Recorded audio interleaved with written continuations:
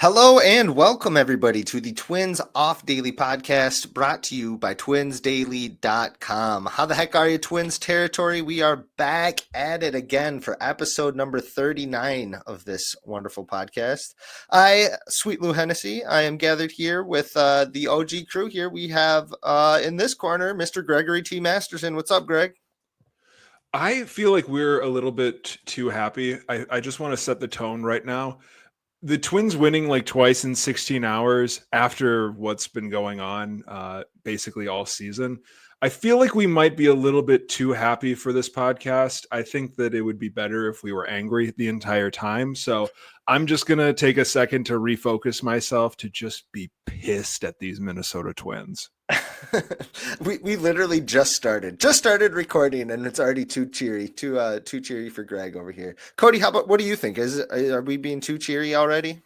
No, I mean, we're only like 12% done with the season. I mean, there's time for optimism still. I want to say really quick, playing the Mets is always fun. I love they're a pretty fun NL team. Their jerseys are cool. But, playing the Mets, it reminds me of this certain at-bat that happened a couple years ago. Greg, do you know what I'm talking about? Are you potentially referring to the time that Luis Arraez came down 0-2 in the count for Jonathan Scope against Edwin Diaz and managed to, did he take a walk? I'm hearing he took a walk, yes. I That's crazy because Luis Arraez does not walk anymore. I don't know if you guys have seen this, but he has just stopped walking. Yeah, it's a very magical bat. It's almost like baseball players don't play like that anymore. Yeah, not even Luis Arraez plays like that anymore. And if he can't, actually, you know what? No, I'm already mad. Why do we have interleague play? I don't want to play the Mets in the regular season. We're about to preview later on in the show that they're going to Atlanta to play the Braves. I'm sick of interleague play already. Why did they open this season at the Cardinals? There's no Twins-Cardinals relationship. This is ridiculous. Why did we institute interleague play? Used to be special. You played the other league once a year, and that's if you were really good. And if you weren't really good and you didn't make the World Series, you just didn't get to play the other side. You didn't get to play the National League. I don't know what happened. We used to be a proper country. Abolish interleague play. I'm already sick of it. First off, I mean, didn't the Cardinals and the Twins play in the World Series? Exactly. And that's why it was so special. I feel like they always play the Brewers too. Hasn't that been a thing? Haven't they always played the Brewers? They were an AL team before your time. True. That's a good point. Yeah. There's that. Well, Greg's already hitting us with the gripe. We have plenty of gripes coming up later on in the show, so I hope he saves some of that for later. But for right now, why don't we talk about the walk-off question for today's episode? I'm not sure if everybody saw the news, but Jose Miranda, after being optioned to St. Paul, sounds like he suffered what they're calling a hand strain. And the reason behind it was that he was shopping and he dropped a case of bottled water and caught it funny. Am I getting that right, guys? Does that sound like what the reporting was? Something like that. It sounds fishy to me, or it smells fishy to me. It sounds fishy too. You know what? But our question today. Wait. No, sorry. Our question. How did Jose Miranda really hurt his hand? I think we have some big speculation on what actually could have happened. I'm not buying the whole caught a case of water funny story. I don't know. It doesn't sound right to me. Caught a case of something. That's right. That if that is true, that's a pretty bizarre injury to have. Are there any other, I think we talked about this on an episode actually about hilarious injuries that landed players on the injured list. Who is it? Joel Zumaya hurt his hand playing Guitar Hero when that was at its peak. I write something every year at Twins Daily in spring training because there always tends to be some sort of weird injury. This year, I can't remember what it ended up being. It was not Paddock taking two balls off of the face in an inning. I can't remember what it was. Something late in camp. I'm completely blanking on what won it this year. But the previous year, Pete Mackey ruptured his bicep doing pull-ups. The year before that, Jordan Velazovic broke his jaw in a bar fight right before spring training. I believe it was the year before that, or maybe 2 years before that, Byron Buxton broke his tooth eating steak and was late to camp, or like could not resume baseball activities for like a week or two. Spring training is a great time for these weird injuries. It's not great if it happens in April. Yeah, not great. Anyway, we will try to come up with some fun speculation on how Jose actually hurt that hand. But for right now, let's jump on in to the rapid recap.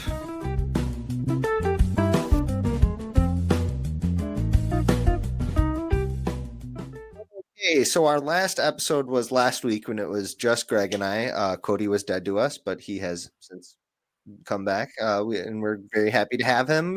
He is posted bail. He is out of the clink, and he is back on our lovely show.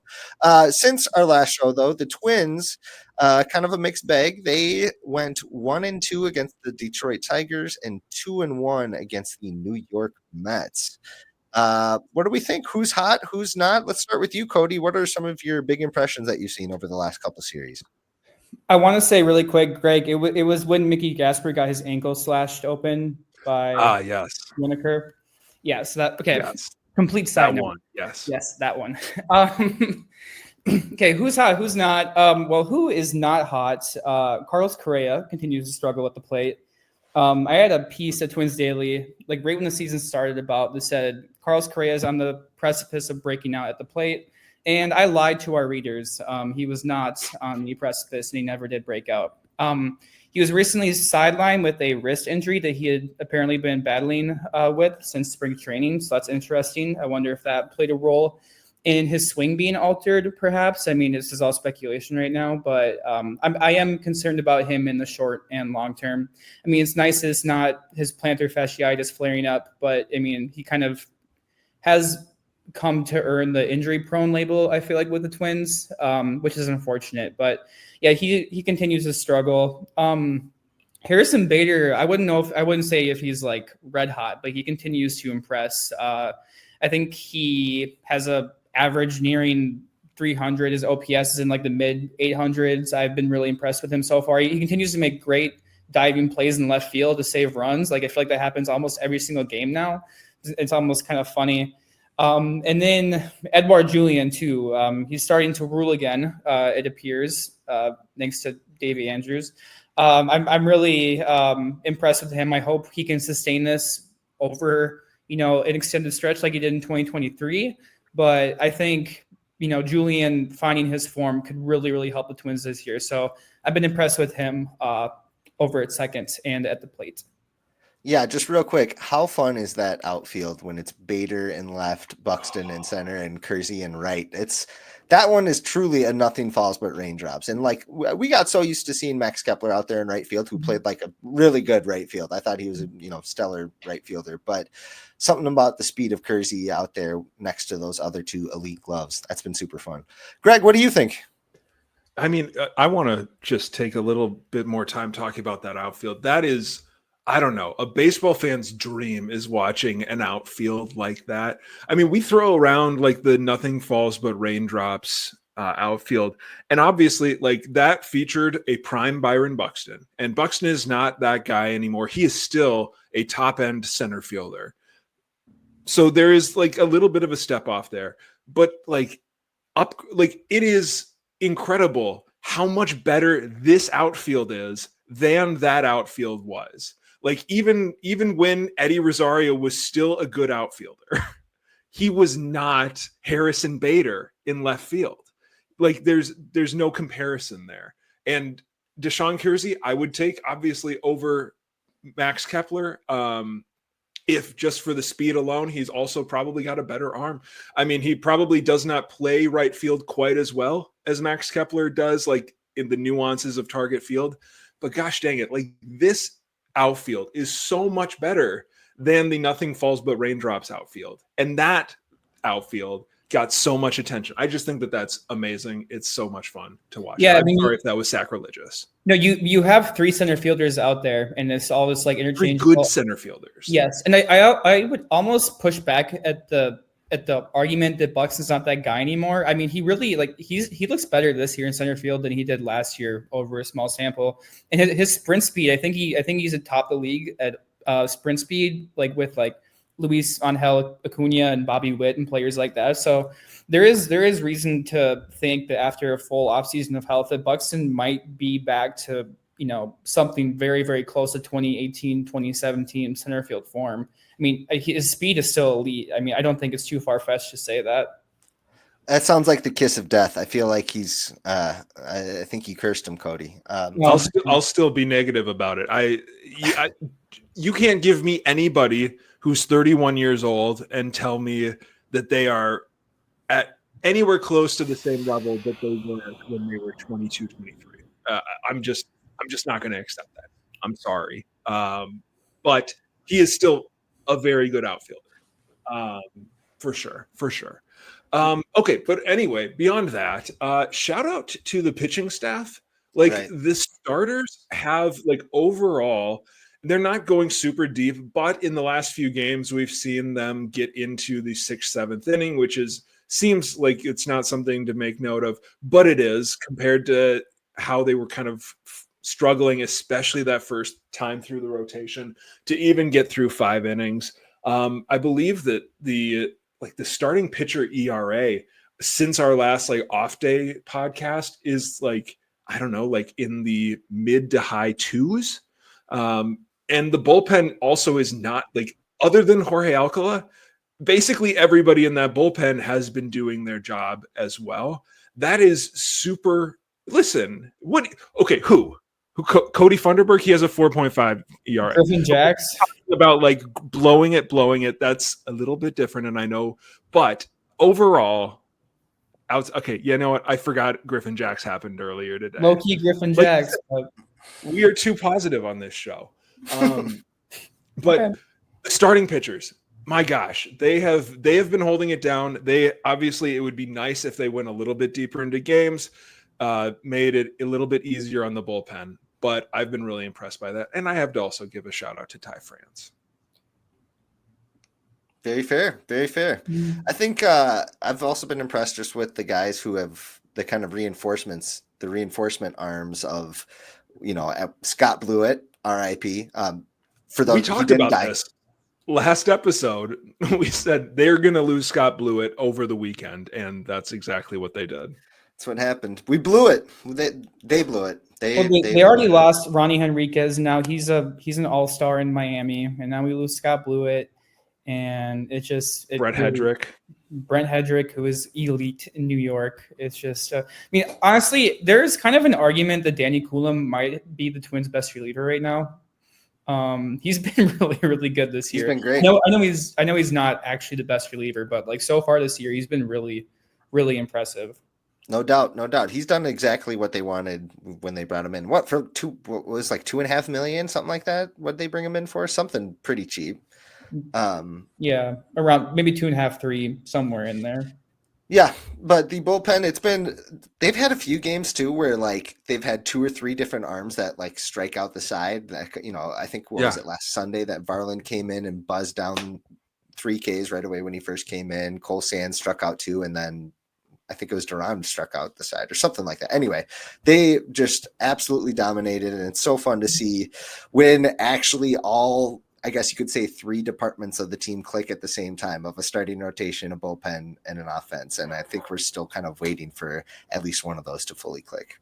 Why don't we jump? I did want to give a really quick shout out specifically to David Festa. Yeah. Obviously, he is not getting deep into games right now. In part due to the offense not scoring runs for him. Mm-hmm. I mean, his first start when he got pulled in the 5th inning, it was the 5th inning. Yeah. He didn't make it through 5. Yeah, it was the 5th. He gave up 1 run and they came and got him. And it's I feel like he probably does get a little bit longer leash if it's not a 1-1 ball game today. Or what day is it? Wednesday. Obviously, I'm 100% for him getting pulled against Juan Soto a 3rd time after he's loaded the bases. Yeah. But for the most part, he has held down that spot. he was really good at the end of last year, and he's still looking like he's doing pretty good. Obviously you'd like to see a few more innings out of him, but I've been impressed in what he's been able to do so far. We just haven't seen any starters go too deep into the games, even when they're like performing pretty well. I think Bailey Ober going into the 7th, wasn't that the first time this season that a starting pitcher has gone into the 7th? Yeah. So, could just be part of building them up. Could be a lot of different things. Could be that we talk about pitch count way too much and that's barely a factor for them anymore. You know what I mean? I think with Festa specifically, he's always, at least in the majors, he's struggled his third time through the order. And it seems like the Twins are still purposely taking him out before he faces the third time. Even if we're talking about, lineups, high variance between the Tigers and, the Mets, like those are completely different lineups. But I think no matter what, they're avoiding third time through the order with him. And I feel like that's what's keeping him like at the cusp of earning a full-time rotation spot right now. Yeah, and I mean part of that is he throws really 3 pitches. He has been mixing in a sinker, but it is hard to go through a lineup 3 times when you only have 3 offerings. Even though his 3 offerings are very good pitches, like he's got 3 potential plus pitches.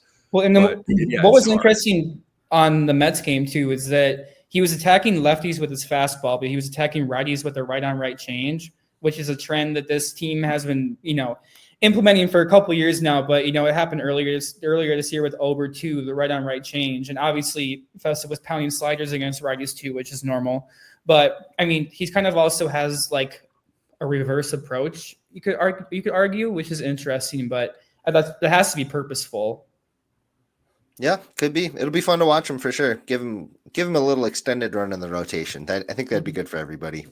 How about minor leaguers? Any minor leaguers catching our eye now that their seasons are actually in full swing? I think Greg and I, or in a recent episode, we were talking, we're like, the season really hasn't started for minor leaguers. Now we get to see a little bit of action. So anybody catching your eye? Greg, let's start with you. I think you got somebody on the tip of your tongue. Yeah, I've got a big dude who dings dongs. Shout out my guy, Carson McCusker. I am banging the table. I am begging and pleading for them to do whatever they need to do to call this man up and have him take Matt Wallner's spot. I don't care if it's just like to DH against lefties. I do not care. This man is demolishing the baseball. He is striking out too much. I want to lead with that. He's like striking out a third of the time at AAA. And let me tell you what, if you're striking out a third of the time at AAA, that's not going to get easier for you. It's not going to get better for you when you get up to the major. So that's a huge question mark. That's absolute. Like that is like Miguel Sano area striking out, except he's doing it at AAA. However, he is off to such a nice start. He's batting nearly 300 with a nearly 400 on-base percentage and a slugging percentage close to 700. So he's got an OPS up above 1,000. He's played 12 games. He has 4 home runs, 4 doubles, 7 RBI, 6 walks. I am so excited. You guys know, I just love me a big dude who dings dongs. Get this man up to the show now. I don't know when else he might have a chance, because like if the Twins were in the same injury position like a month from now, I think that's Emmanuel Rodriguez getting the call. I think that might be Luke Keeschel getting the call. I don't know if he gets another, I don't know what the next chance he might get if it's not right now. I want to see him up so bad. BDWDD, big dude who dings dongs. That's Greg's bread and butter, McCusker. Yeah, he'd be super exciting. So we're recording this on Wednesday night, and the Twins have an impending roster move coming. What are the odds? It's McCusker. What do you think? I don't know. They just I'm blanking on the guy's name now. The Jonah kid Bride. from the Marlins. Bride. Jonah Bride. Like that. I feel like that almost does have an influence on their decision whether or not to call up McCusker, because that is a 40-man spot that they have to burn to add Bride. They also need to burn a 40-man spot to add McCusker. I don't know. I now I'm blanking on what your question was. What are the odds that it's McCusker?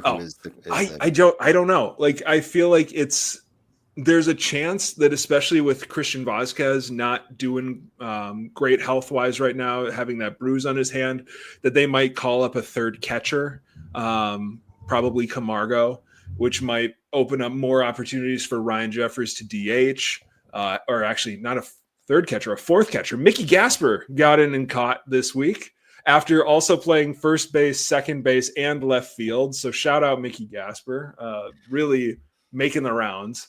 I don't know. I feel like it's probably under 50%, but I think that there's a real chance that McCusker is one of the moves, especially if Castro is down.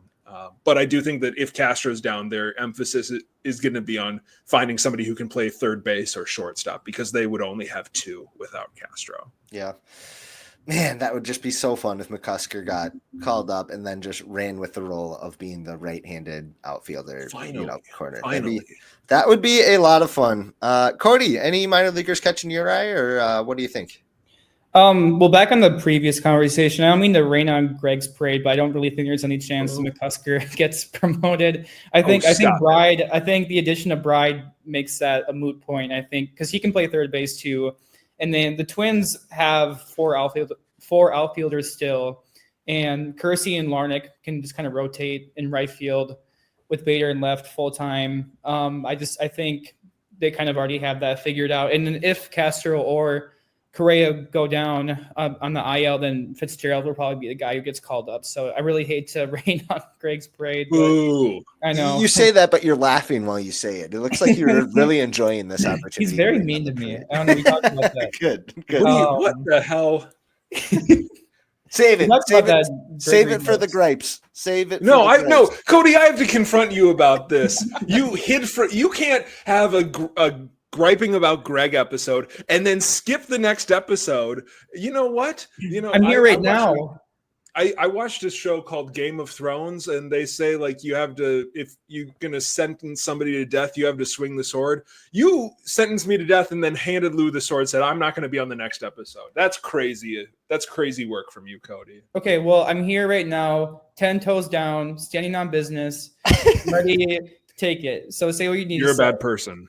Okay. You know what? Let's jump right into it. Oh, no.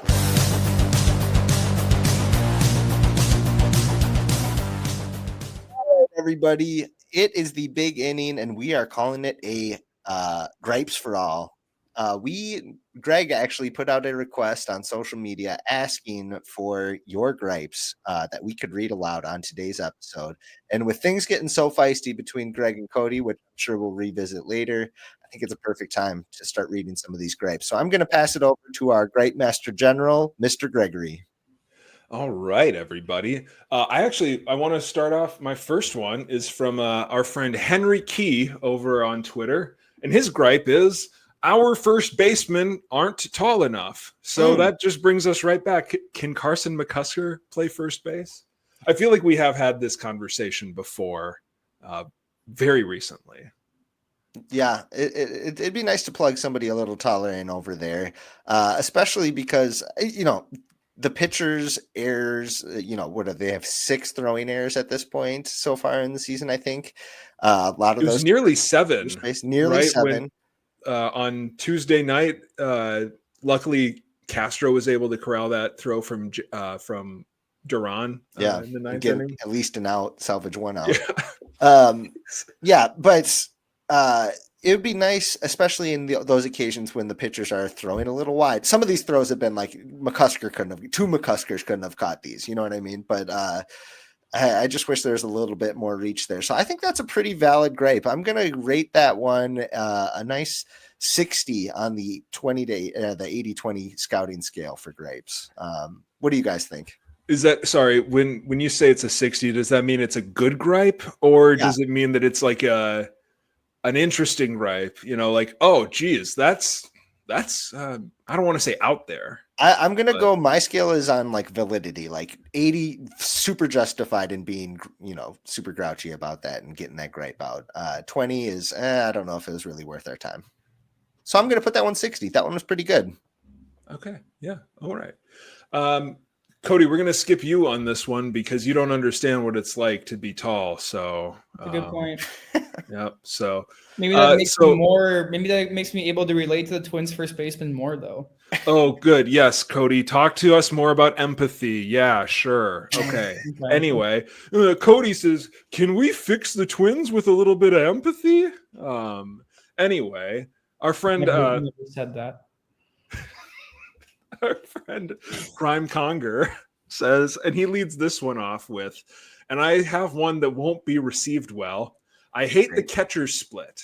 I feel like sitting every other day, oops, almost said the F word, messes up both of their ability to get in a rhythm. RJ clearly has more offensive potential. I'd rather see him play 66% of the time, maybe some DH against lefties. Cody, what do you think about this one? The catching position has become like a tandem in baseball all around. Unless you have Adley Rutschman or Cal Raleigh, like every single team is pretty much 50-50. And it's worked incredibly well. I mean, we're, 2 seasons in, or like 2 however long. And then, this is the first time that a real injury might sideline one of the catchers. I mean, it's worked incredibly well from a durability standpoint. Vasquez is a very good framing and game planning catcher, and he helps the pitching staff a lot.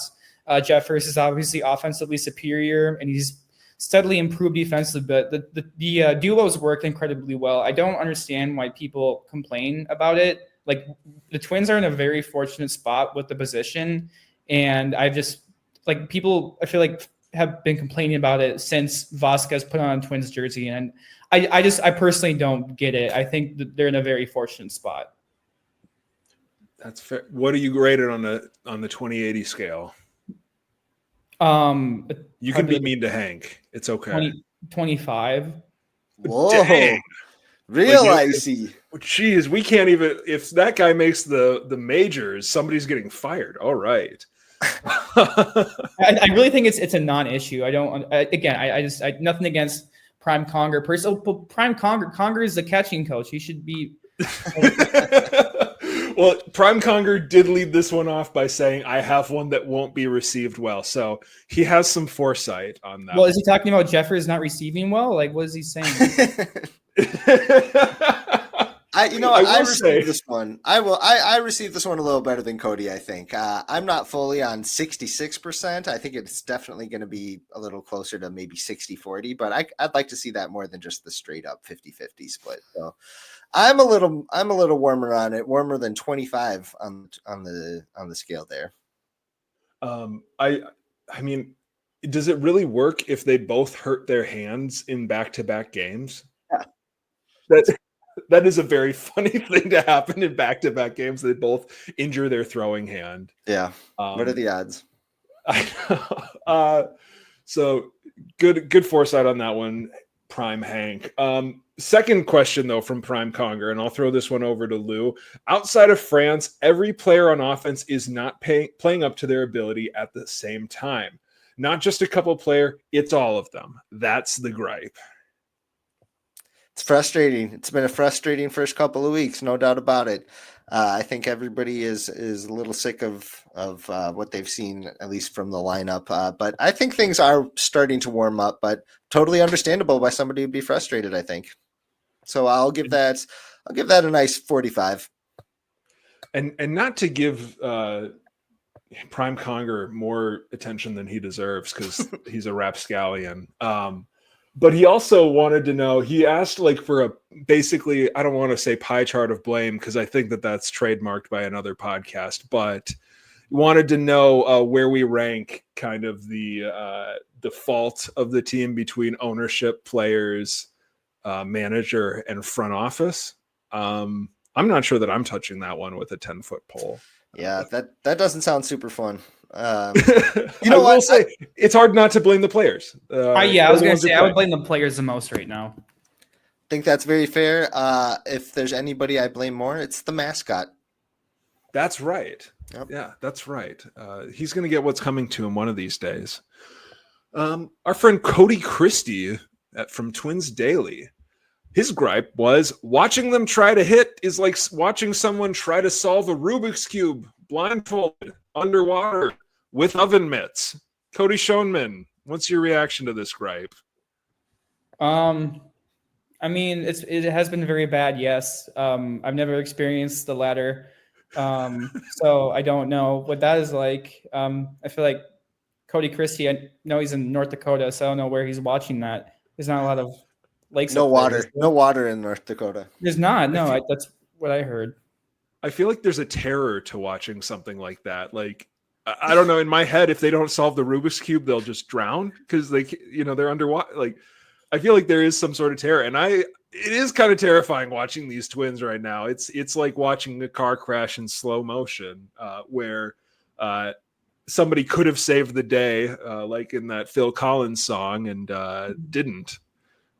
Anyway. Or instead of watching a car crash in slow motion, it's like watching cars come out in St. Louis in slow motion. And then they keep coming, and they keep coming, and then they keep. And the organ continues. Yep, on a loop, and then the trucks come out, and the trucks keep going.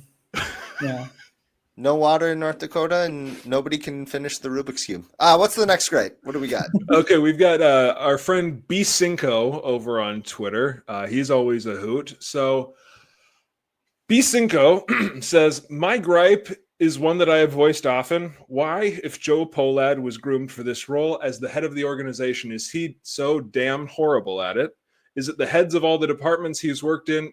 Is it being a Nepo baby, bad genes? And I've got to say, Cinco, I don't think I've seen Joe Pohlad's genes. I think that they fit just fine. I don't think he needs a tailor or anything. And we're just going to move on from that one. Sam Huseby, I'm not sure how to pronounce that. I'm annoyed at how the pitchers can't make simple throws to first base. We've talked about that one a little bit already, and we are in agreement. Is it fair to say that that's a 70 on the 20/80 scale? Yes, I think that's very fair. I was in the press box last night, Tuesday night, for that game when somebody attempted a bunt against Bailey Ober, and everybody kind of like perked up in their seats and like, oh, here we go. What's going to happen this time? It's become must-watch TV, and for bad reasons. And it's my favorite thing when that happens in baseball, when there's players that are must-see TV when they're playing the field because they just have been so horrid at it. So I have like a PTSD trigger response. It reminds me of the overthrow in Oakland by Luis Arias, and it just like it hits me to my core. Also, shout out Sam Huseby. I didn't know he asked a question. I'm in the Locked On Vikings Discord with him, so that's cool. I didn't know that he asked a question, but I do know this guy. Well, yeah, you quit Twitter, so I have to resort to Discord and Blue Sky now. But that's where he asked me, was on Twitter. So, of course, you didn't see it. No. Max von Side-Eye, great name. Longtime listener, first-time griper. Can we stop our players from wearing snoods? Looks unprofessional. I'm not sure what a snood is, but I assume that it's like the hoodies that they're wearing under their jerseys. And if I can take this one real quick, this is an 80 out of 80 gripe. Why? No, I know this is just like the old man in me. I am so annoyed every single time that I see a player in like a scarf or a hoodie. They're wearing their hoodies over their hats now. What are we oh my gosh, this might be like the offensive lineman in me, but I believe that like you are colder wearing a hoodie than you are going shirtless. I played football in the upper Midwest, and I never wore like even an undershirt because I thought that was like going to make me feel colder. I am so annoyed every time that I see like some baseball player like covering up in like a parka as if like 40 degrees is going to kill them. 80 out of 80. I am out on snoods. If I remember correctly, I think Correa is the only twin who's wore one, and he wore it in Chicago. Buxton likes to wear them for sure. Yeah. Wasn't Juan Soto wearing France, one? Yeah, France was. Soto wore one over his hat. I saw that. Yeah, Mark Vientos was, I think, too. Too many for Greg. It's just one is too many. Okay. Moneyline Mitch says, my biggest gripe is that this team cannot capitalize on pitcher mistakes. Too many whiffs and foul balls on really good pitches to hit. Cody, take this one. Yeah, I remember I asked Matt Trueblood in the Slack like where the Twins rank on foul balls, and I think they were in like the lower half in the league. They were 27th in foul balls hit by hitters. So I wonder if this is just kind of like, people are frustrated with the team right now and they're kind of noticing the small things like they're fouling off pitches. But I think like empirical data would show that the Twins aren't really fouling off that many pitches. I think it's just a manifestation of the frustration with the offense right now, more or less. Yeah. Lou, I saw you nodding your head. Do you have thoughts on this?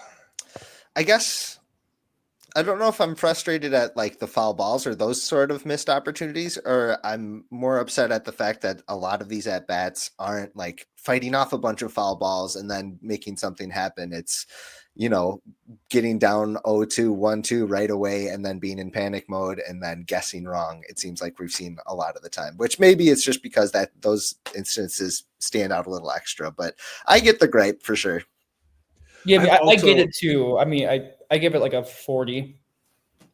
I mean, I would put it probably at a 55. I don't know like how the data looks, but I do know that it feels like they are getting pitchers to throw like 30 plus pitches in an inning and then not scoring a single run way too often. Like having like really good at bats, fouling off a bunch of pitches, putting a guy on, but only like bringing 5 guys to the plate and working 2 walks, and that's it. That is very frustrating. Remember in the Kansas City series, they had Seth Lugo at like 75 pitches into the 4th, and they had like 0 or like 1 run. So I'm like, you got Lugo to throw this many pitches and you can't capitalize. That's extremely frustrating. So yeah, I would rank it 55, maybe a 60, definitely over 50. Fair. TF Twins, our friend Tom Froming. So I have a baseball writing gripe. Why do we say a player is DFA'd? Wasn't he designated for assignmented? Or he wasn't designated for assignmented. This seems like saying VMLB or RBIs. The player was DFA'd. Lou, I feel like you've got something to say. No, they were DFA. That's how it is. It's DFA, and these are ours BI. That's what I'm going for. So TFT, thank you very much. This gripe was not DFA. This was very much promoted and extended. I will give that gripe a nice. I'll give it a 60, like a nice all-star value there. Yeah, solid 60. Whenever I write it, I would write like the team designated player for assignment. That's how of course. That's how you're supposed to write it, right? Sounds right. Okay, sure. English teacher, always a stickler. Okay. I actually think that it's the opposite. I think that an RBI, here, do you say a RBI or an RBI? And RBI. And okay, so RBI is a word in itself, right? The acronym. It's an entity of in it. Okay, if you're calling it an RBI, that means that you're not treating it as a run batted in. If you're saying an RBI, that means RBI is a word in and of itself with its own meaning. And so you can pluralize that word. Same thing with designated for assignment. A DFA, you can call it a DFA. He got a DFA. Yes. Yeah. Okay. So you can be DFA'd. Shout out Cody's cat. I'm saying that this is a 40 gripe. You don't say he got a DFA. DFA. He received a DFA. Yeah. Yeah. You'd be like Gasper was DFA'd. Yeah, I would never say he received a okay. How about this? Let's split the difference. I think DFA is it's the way of the podcast. I'm voting for it. This is Twins Off Daily DFA podcast. Wrong. Wrong. Okay, Cody's cat. More. Cody's cat. What do you think? No, yeah. Let's keep going. Let's get to the gripes. Yeah. What's your cat's name? Chip. Yo, Chip. It's a good name. It's Joe Mauer's son's name. Rocco Hairdelli asked, why doesn't MLB understand that 2019 baseball was good for the sport? Pitchers have too much of an advantage in today's game. So Rocco Hairdelli is yelling, bring back the 2019 baseball. What do we think about this one, Cody? I think Rocco Bald Ellie would love if we also brought back 2019 baseball, because then his job wouldn't be up in the air like it is now. I yeah, I mean I don't know. I mean, pitchers even in 2019, the pitchers had advantages still. I mean, I would say, right? Don't you agree? Yeah, 100%. Yeah, I mean, I feel like juice ball, torpedo bats, pitchers will always be multiple steps ahead. That's just modern baseball. There needs to be like an overall systemic change for hitters to ever, find meaningful progress against pitchers, I think. While we're on the topic, how have I think Ryan Jeffers is the only Twin to even try the torpedo bat. After such a slow start, I'm surprised more guys aren't like, all right, I'm going to see what this thing's all about. Yeah, I don't know. I mean, like the Yankees have cooled down too, though. I think Correa said that he has tried it. Yeah, he didn't like it. Apparently. Hurt his wrist. I feel like it's almost out of the news cycle already. I feel like people aren't talking about it anymore. I was at an event last weekend or 2 weekends ago, and everybody knows me there as the baseball guy. And I got asked so many questions about this torpedo bat by very casual baseball fans or even non-baseball fans who just heard about it. They're like, I need to know what Greg has to say. And I'm so tired of talking about the torpedo bat. Refried Beans, great name, gripes. Anyone who's still voicing their displeasure over the new M hat is a child. Maybe even a big fat baby. Ooh.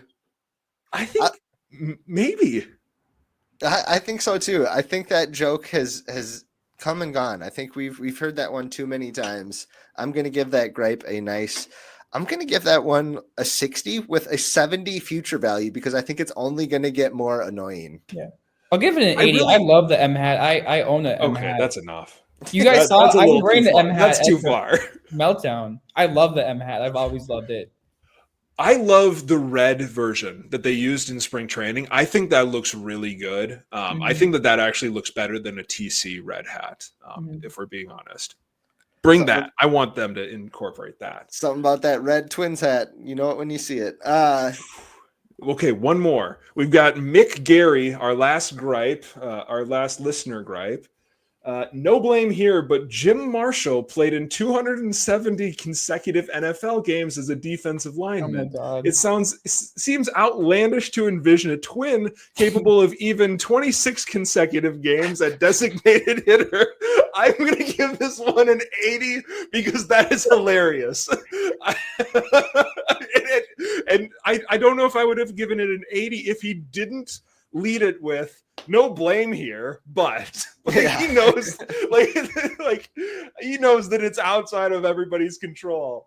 But here's an old man take about how great Jim Marshall was. Rocco Baldelli would not know how to deploy the purple people leaders.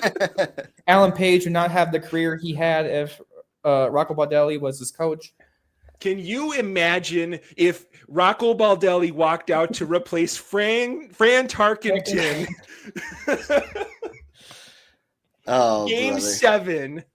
Oh man. Good gripe. So that was really good. That was really good. I appreciate everybody who wrote in a gripe. This was a lot of fun. We got a good range of gripes. Do you guys mind if I give a gripe? Go for it. Yeah. We're already running away. So I don't think people should sing at concerts. Oh my God. At all? Just at all? No, you should not. You paid for a ticket to watch somebody play music. And so you're actually decreasing your ability to take in the music itself if you are singing over it, probably off key. The people next to you are also having their ability to listen to the music diminished because they can't hear it quite as clearly as you sing. I don't think that you should sing at concerts. That's actually a very valid gripe. The same goes for I went to New York a couple years ago and we went to a Broadway show. It's the first one I'd ever been to. And in the audience next to me, I had one person on one side that was singing along to all the songs in the musical that we were watching. And I had Patient Zero sitting behind me, hacking up a lung for the entire show. And then they passed out in the middle of the show and were snoring incredibly loud. And then at intermission, I turned around and they were chugging NyQuil, intense, like cold and flu stuff, and they're like, "Oh, I'm so glad I was able to come." I was like, "Oh, what are you doing here? Get you to the hospital." Valid Gripe, Greg. I will say with concerts, I saw Hippocampus a month ago in Milwaukee, Flex. and I think like the mix is like so loud that like I couldn't even hear people next to me like sing. Like I feel like I can't even like I don't know. That's just been like a recent phenomenon with me at concerts. I feel like the mix is so well done and loud. Like I can't really even hear people next to me sing or talk anymore at concerts. Maybe my hearing's getting worse. I don't know. Getting old, man. Once you're old like me, you won't be able to hear anything. But I do want to, and this, Lou, you kind of lead me into kind of my major point on this. There is no other performance where it's just like acceptable for you to like get in on the act. Like there's nothing else that you can buy a ticket for, and you can show up and you can like pretend to be on the stage or like in the field of play and just get away with it. And for some reason, concerts, like you can't go to an orchestra and bring your trumpet. Like if you pulled out your trumpet at the orchestra and started playing along, you'd be hit with a brick. You'd be removed. You can't go to the opera and go yodeling along. You can't go to a painting and paint along with it. You can't go to a basketball game and just like chuck up a three. No, right? You can't do that. Like for some reason, like singing at a concert is the one that we for some reason get away with. And I feel like, I don't know if I'm like strongly compelled to believe this or if it's something that it just makes like philosophical sense. And it bothers me that this is the one event that you get to play along with it. And I feel like there are different standards between people in the pit and people in the seats. That's right. We've got double standards, and we can't have that in today's society. No, never. No, we cannot. All right. What do we think? I think we got all our gripes out, at least for now. I'm sure we'll have more at the next episode, but why don't we boogie on down? Let's jump into picks to click.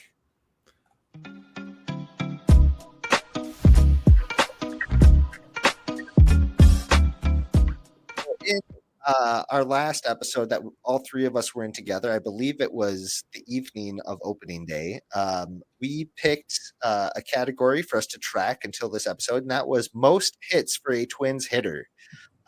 Cody, you picked Matt Wallner. Good choice.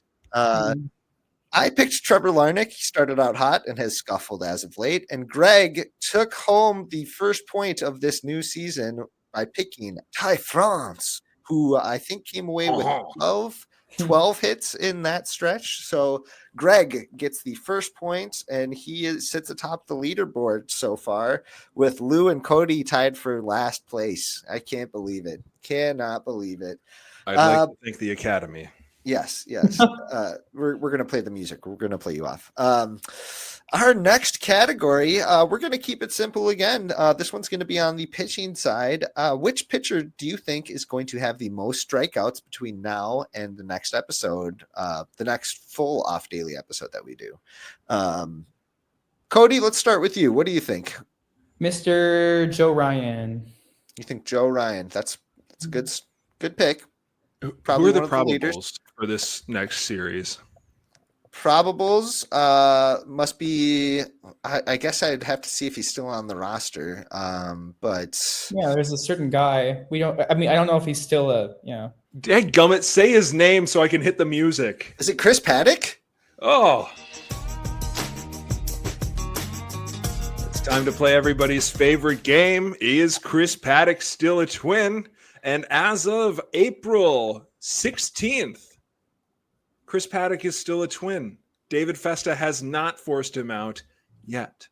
Yeehaw. Back to you, Lou. Oh, wait. Actually, it might be my turn, I guess. Go ahead. I'm just going to go Chris Paddock. I feel like there's going to be some hilarity where Chris Paddock runs out and like has a really good outing, and there's going to be another discourse. And I'm kind of trying to manifest that into existence. So I'm going to pick Chris Paddock. That would be fun. I think we'd like to see that if he was just coming out, becoming an absolute buzzsaw. Okay, that comes to me between now and the next episode. I'll go Simeon Woods Richardson. I think the power of his charisma will lead him to success and strikeouts aplenty. His velo's looking up, so it's actually not bad. Velo's looking up, yeah. So let's see what good old Sim can do. Okay, with that down, let's go down. We already did gripes, I guess. We can skip that, but we are going to do a quick round of the closer.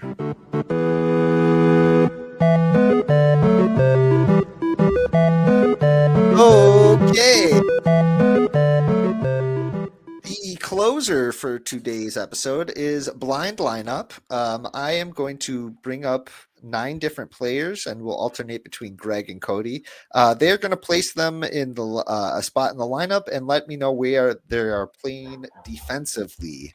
Okay, who's going to start? Let's start with Greg here. Greg, your player for this blind lineup is Brooks Lee.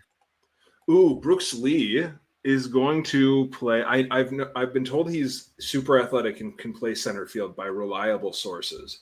But I'm going to say Brooks Lee is going to play third base, and he is going to bat 7th. Okay. Do we want to pull this up on the? Yes, I'm working on that. Okay, got it. Here. Brooks Sorry, Lee. my No, computer slowed down all of a sudden. no worries. While you're doing that, Brooks Lee has looked pretty good in his first couple games back. I'm really encouraged by what I'm seeing. I hope that back is feeling good for him. He's probably going to get a lot of playing time depending on what happens with Correa here. But he should get a nice little runway, which should help things out for them. Yeah, I think it all hinges on his left-handed swing. Yep. Okay. So Greg has Brooks Lee playing third base, batting in the 7 hole. Cody, your player is Byron Buxton. Okay, we will put Buxton lead off in center field. Ooh, okay. That's fun. All right. Greg, your next player is Harrison Bader. Ooh, Harrison Bader, great left fielder, but I'm going to put him in right field just in case there's a real schlub that we need to stash in left field. Smart. I'm going to bat him 8th and play right field. 8th and playing right field. Okay. Cody, your player is Carson McCusker. Real We'll schlub. have McCusker at DH, and we will bat him 6th. That's Okay. right. That's right. I can't wait for that. And Greg, your next player is your guy, Ty France. Ty France is not going to play second base. He's not going to play third base. I was praying that he was going to play third base today when Vicky Gasper came in, hit for Castro. I was like, Gasper to first base, France to third, and Lee to shortstop. But I'm going to put Ty France at first base. And I'm going to bat him. If it's this version of Ty France, I'm batting him number 2. Okay. Ty France in the 2 hole. Cody, your player is Eddie Julian. Okay, we will put Julian. This version of Julian, I'll put Julian cleanup, and I will play him at second base. Julian and cleanup. Interesting. Okay. Greg, your player is Emmanuel Rodriguez. Erod. Okay, we'll stash him in left field. Ooh, do I want to defer to? Should I want to send him to the 9 hole because he hasn't done anything yet? No, I'll put him in the 5 hole. He's going to be left fielder, Emmanuel Rodriguez. Okay, so we are missing the 3 hole hitter and the 9, right? Do I have that right? And okay. Shortstop and a catcher. Shortstop and a catcher. Well, good luck because Cody, your player is Deshaun Kersey Jr. Okay, I will put Kersey in the 3 hole at shortstop. 3 hole? 3 hole. 9 hole at shortstop. 9 hole at shortstop. All right. Does Kersey throw right-handed or left-handed? Left-handed, so it doesn't work. But Oh dear, we are in for an adventure. All right, and our last player is Ryan Jeffers. Oh, Ryan Jeffers batting third and playing catcher. Oh. I was nervous that you were actually trying to set up Ty France to catch. That there wasn't going to be a catcher, and we should have thrown Ty France in the catcher spot. Okay. Minor league catcher Ty France. Why did you throw all of these infielders in here? Or you know outfielders in here? That was cruel. So I listed all the players that could be on the roster should let's say Carlos Correa goes on the injured list and Matt Wallner goes on the injured list or Willie Castro, one of those guys, and they call up Emmanuel Rodriguez and Carson McCusker. So if that were to be the case, and on this edition of Blind Lineup, here's how it all shook out for our listening audience.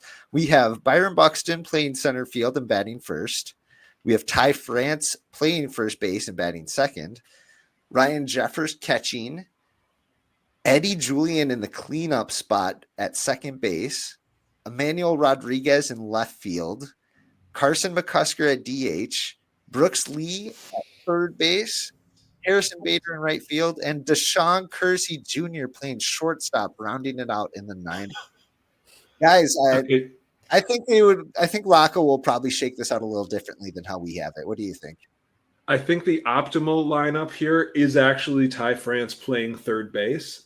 If you move Ty France to third base and Lee to shortstop, Kersey into the outfield, put Carson McCusker at first base, finally, like the people have been begging for, and DH Emmanuel Rodriguez. I think that this is a lineup that could potentially win baseball games. I don't know if they win baseball games with Deshaun Kersey at shortstop. In fact, 85 wins. 85 wins. Okay. Well, 85 wins after this start? Yes. Yeah. 85 more to come. All right. Well, that was pretty fun. Before we take off, though, I think we should probably talk about our walk-off question that I almost always forget. And this question is, how did Jose Miranda really hurt his hand? Here's my theory. I think he got into a tussle with Carlos Correa where he punched Carlos Correa's wrist super hard, and that blow threw Carlos Correa into Matt Wallner's hamstring. And this was just a big chain of events that had all these injuries happen simultaneously. What do you guys think? Cody, how did Jose Miranda? Why did they fight? I need to know why they fought in your explanation, Lou. They disagreed on the season finale of The White Lotus season 3, and they just got in such a heated argument that they just had to come to blows. Cody, what do you think? How did Jose Miranda really hurt his hand? Gosh, I have no ideas. He was fielding balls at shortstop in AAA because he's a shortstop, and it took a bad hop. He was doing the two hands, and He's doing the gator, and it just hit his wrist. Boom. Playing shortstop at AAA because he's a shortstop. Shouldn't have been there. Greg, what do you think? I do want to follow up. I think I know why they fought. I just checked the Gregg Media Guide, actually, and if you haven't bought the Gregg Media Guide and read it, you might not know that there is a 2-page write-up on which side different players on the Twins would take when the Civil War breaks out over DC fans versus Marvel fans. Royce Lewis, a big Batman fan, Carlos Correa, a big Marvel superhero fan. And so I went down the roster and I sorted them out into which side each would take. And I predicted that Jose Miranda, I'll read my rationale. I know that we've always joked that eventually this show is just going to be me reading excerpts from the Gregg Media Guide, and now it's happening. I said that Jose Miranda would be a Team DC guy, and his rationale would be, I can't really put my finger on it, but I feel like he thinks Gal Gadot is really, really hot. And that's the only information that would lead him to choose Team DC. Anyway. Not Gal Gadot. My prediction is Jose Miranda really... Cody, you're making it really hard for me to be nice to you right now and not make the obvious jokes.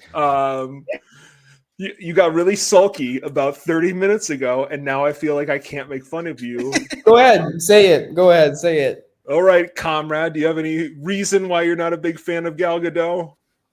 I have no specific Anyway, my rationale as to why Jose Miranda hurt his hand, he was doing knuckle push-ups. Oh, the dreaded knuckle push-up. That is a good one.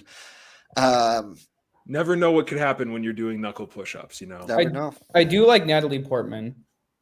Good to know, Cody. Okay. This is good to know. Can we mute Cody before he says something?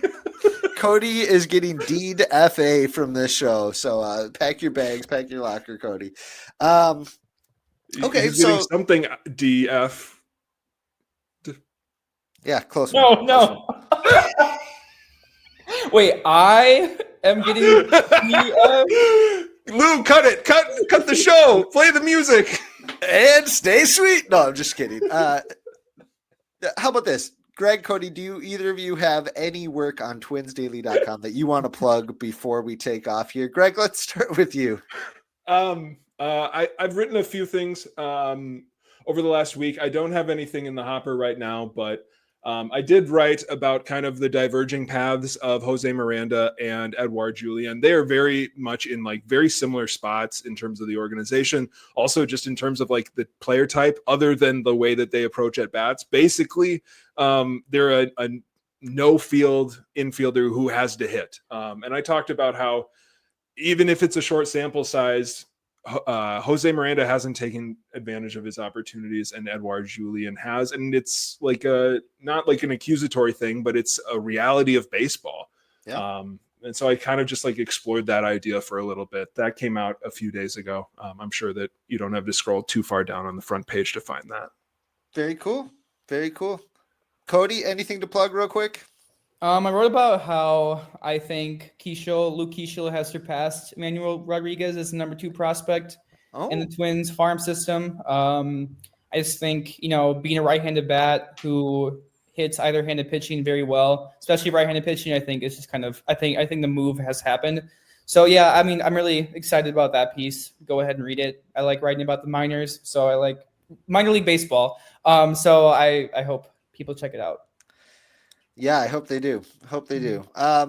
Well, very cool. Thank you so much. Whoa, everybody. Sweet Lou, I loved your satire. Plug your satire really quick. Yes, it was a please. good one. Let's see. Today I came out with one talking about the Twins unveiling their newest statue, or plans for their newest statue outside of Target Field that honors the fans that hold ownership accountable by not coming to games.